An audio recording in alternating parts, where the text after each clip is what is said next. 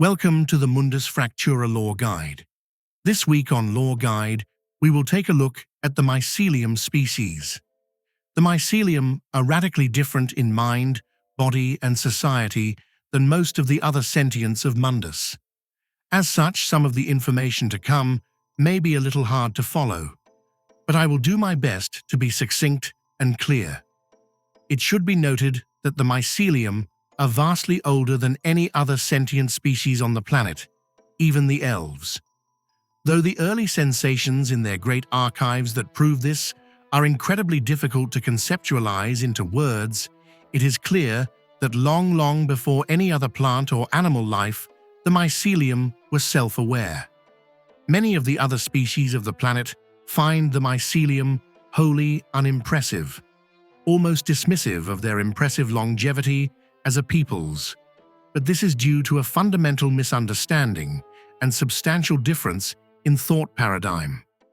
Where most races build empires of ambition, fire, and stone, the Mycelium cultivate epochs in darkness and silence.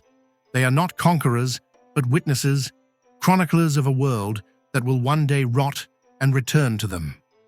Across the vast and shadowed reaches of Mundus Infras lie the oldest and greatest of the interpenetrated civilizations of the Mycelium.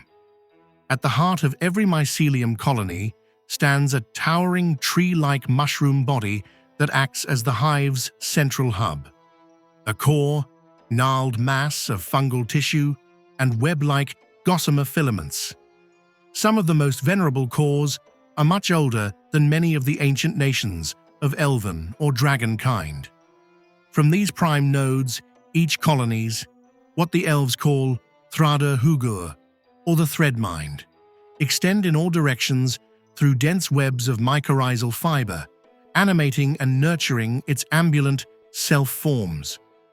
I should explain that until an individual Mycelium leaves its colony, it is one with that colony, as much a part of the central core hub as the hub itself and young self-forms who are still physically connected. As for the individual Mycelium self-forms, the free ambulant bodies are roughly human-sized fungal beings. In this state, these are more limbs than individuals in the traditional sense. Self-forms grow in nursery patches until fully formed, a process taking about 2 weeks.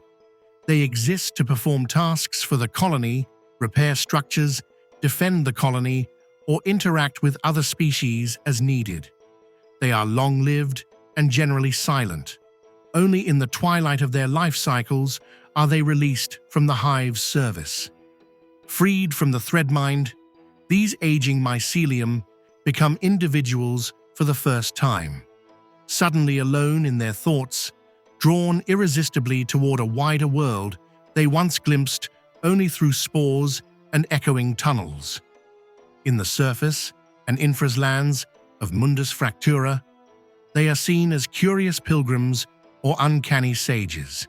Though they are capable of verbal communications, their psionic spores allow them to share thoughts directly with other sentient beings. In times of danger, they can stun foes with defensive spore bursts, or more grimly, reanimate nearby corpses into obedient fungal servitors. Mycelium, both colonies and free-mind individuals, are widely liked by the other sentient races. They are often sought out as impartial arbiters and emissaries for diplomatic negotiations. There are some hushed discussions among a few scholars who feel that the Mycelium influence on global stability is either directly or indirectly controlled in some manner. But I should be clear that such conversations are highly speculative and no concrete evidence has been found to date. As different as the lives of Mycelium are, so it is true of their deaths. Death, for an individual Mycelium, is rarely a tragedy. For those Mycelium terminated while still of the T.T.R.P.G, their consciousness simply carries on. When a wandering, free-minded individual falls, their last act is often to release a cloud of spores, seeding new growth far from the homeland. Thus the colonies spread, slowly and patiently, like lichen across stone. And in the end, that is the true drive of the species, to spread and experience. That is all for this time. I hope you have enjoyed this episode. Stay tuned for future lore guides, and thank you for listening. Goodbye for now.